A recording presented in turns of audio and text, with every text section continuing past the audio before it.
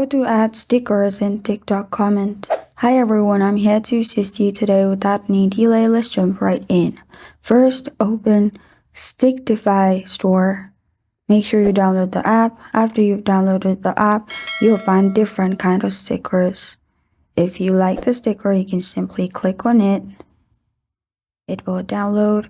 Simply click on it and you can take a screenshot of it.